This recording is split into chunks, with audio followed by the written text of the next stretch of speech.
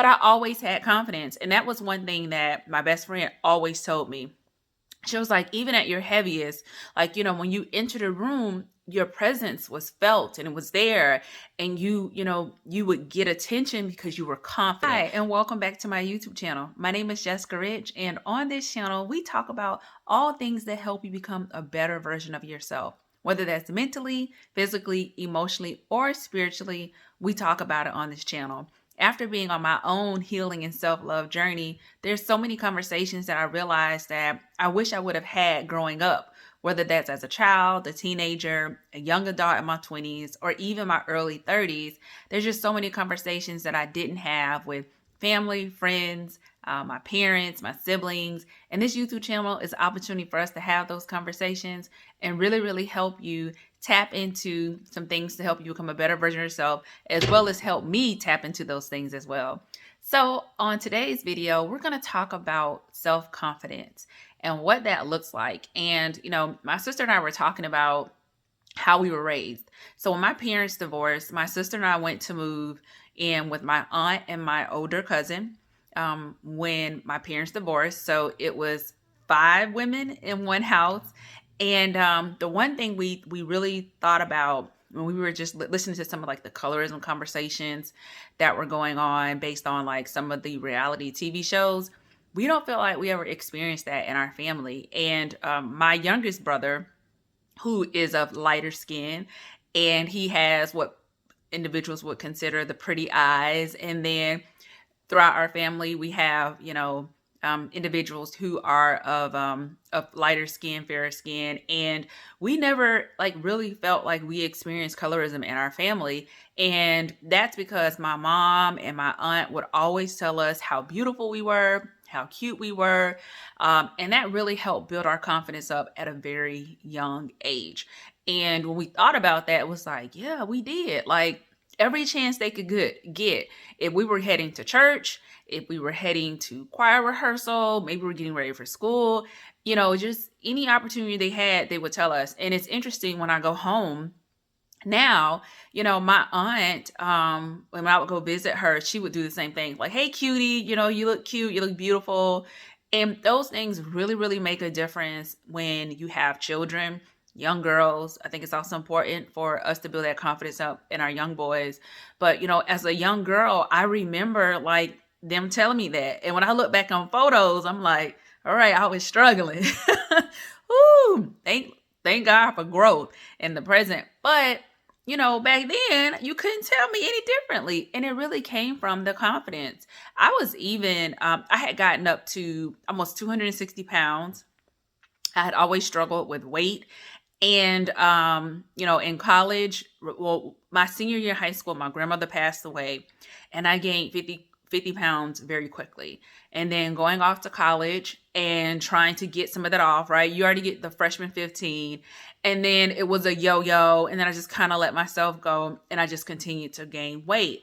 And even when I was heavier, I felt like I always had confidence though. I love to dress nicely. I love to take care of myself at a point where it's like the way I would dress and my clothes and my hair and nails. I wasn't good at makeup. So one of my line sisters used to do my makeup. And it's so funny when we think back about like where I started with my makeup journey, but I always had confidence. And that was one thing that my best friend always told me.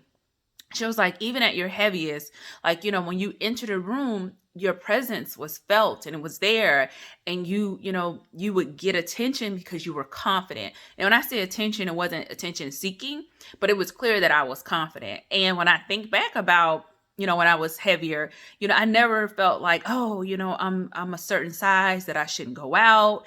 Even now that I've gained some weight back, I naturally lost 85 pounds and I've gained some of that back.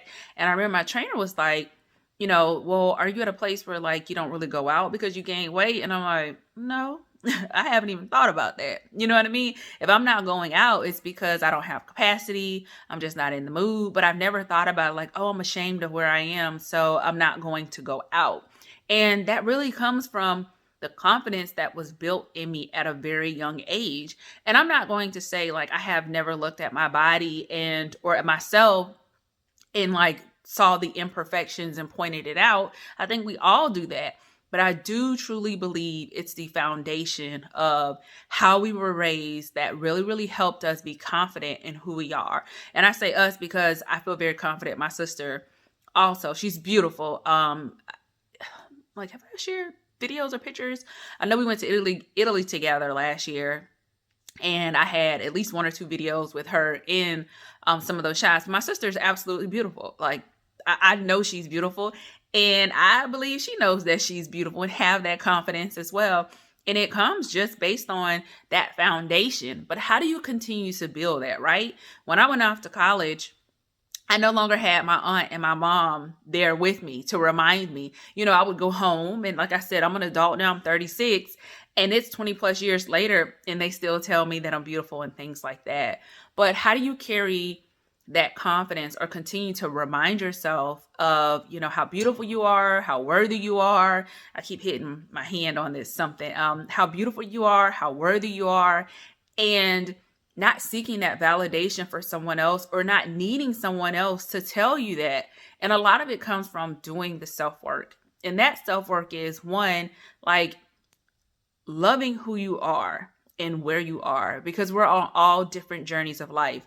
I talked about my video a few videos ago about like the spirit of comparison. We compare ourselves to others. But when you look at yourself in the mirror and it's just you, like, are you really happy with you? Do you love you? And if you say no, then what is that about? Like tapping into what that stems from. If it's something about weight, we all struggle. Most of us struggle with weight or weight loss or where we want to be on our fitness journey or physical. I would really love to have really toned legs. But if it's deeper than that, or if it's your weight that's really consuming you, is that something that you can change? And then if you need assistance with that and you want to make that change and you're ready to live a healthier lifestyle, do you seek out a nutritionist or do you get a trainer or an accountability partner to help you? But it starts with just identifying, like, am I happy with Jessica? Do I like Jessica? Do I love Jessica? And if not, why not? So that's really huge for you to kind of tap into. And then also the things that you do in your life and for yourself, is it for you or is it for other people? So I love to shop. I love clothes.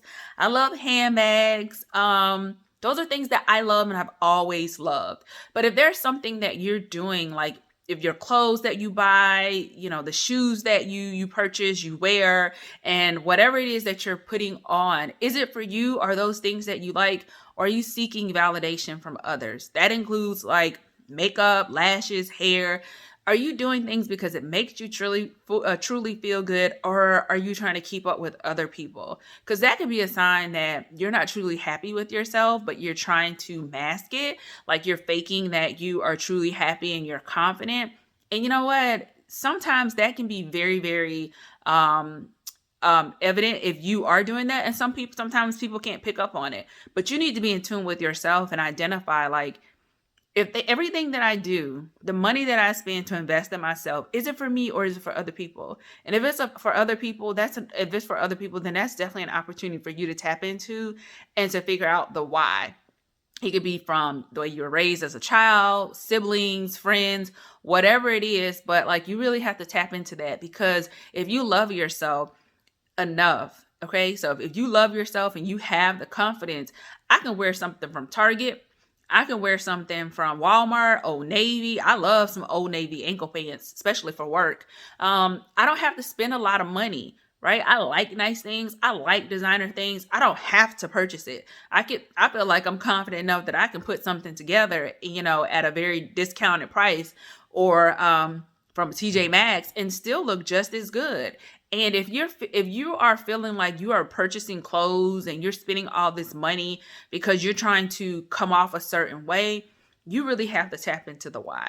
Why are you doing that? Because when you're confident in yourself and who you are, regardless of what you put on, when you step, you're going to step. You know what I mean? So really, really asking yourself that question.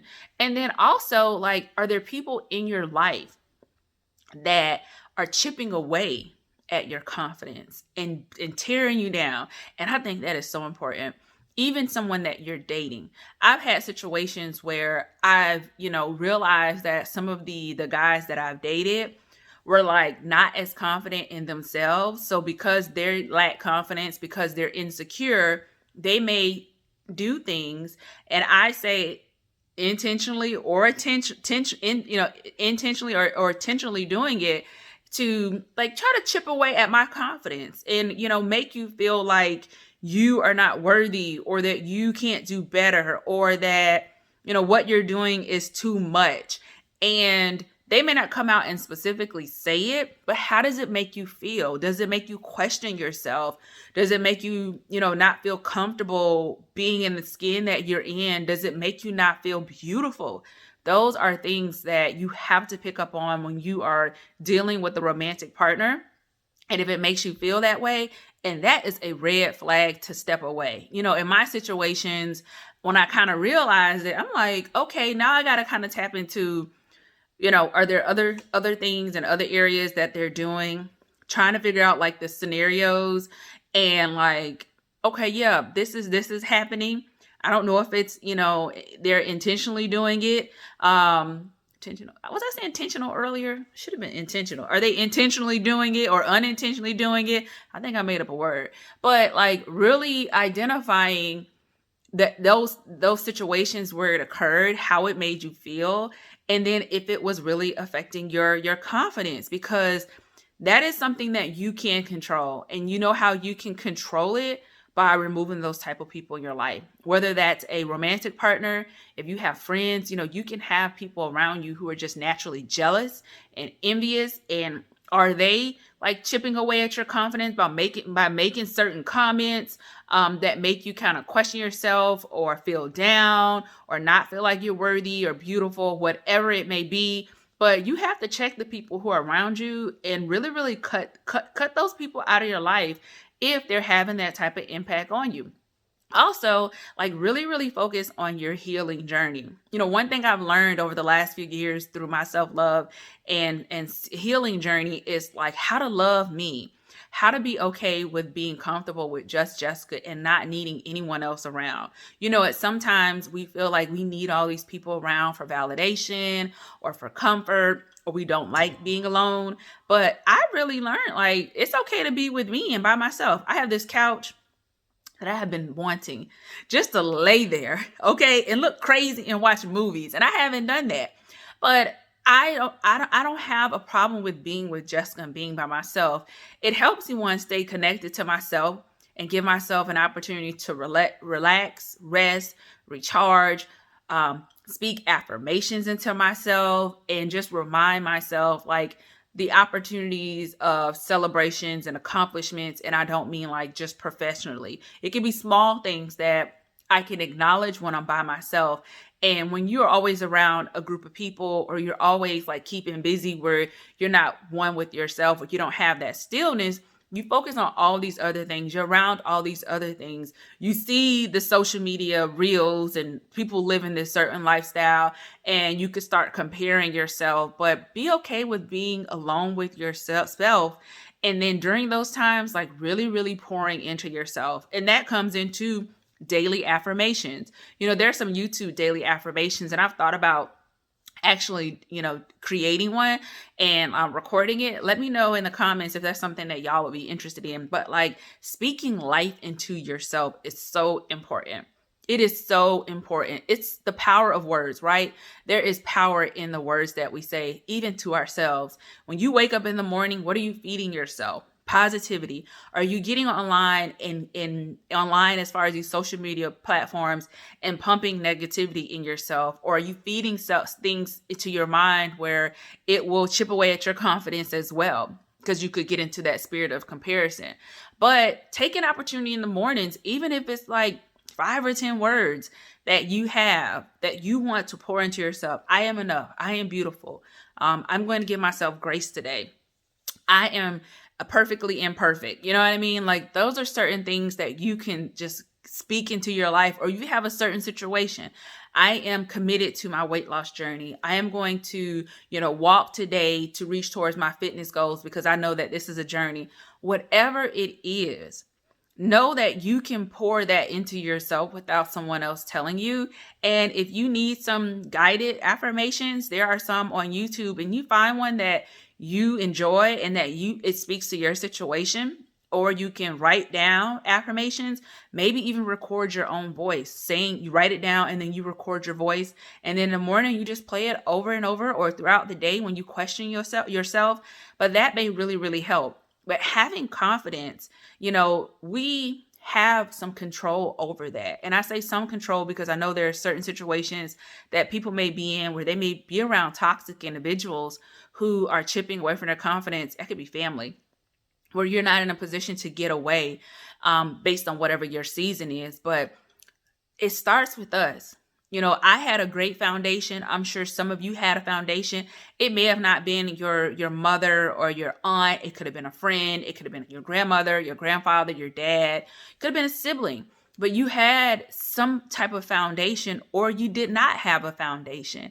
And somewhere along the way, like, you built it up. But to be confident in yourself and who you are and what you're doing, it truly is the work that you're doing for yourself, being true to yourself, being one with yourself, and not being afraid to look into the mirror and really have some of those tough conversations when you question yourself or you doubt yourself.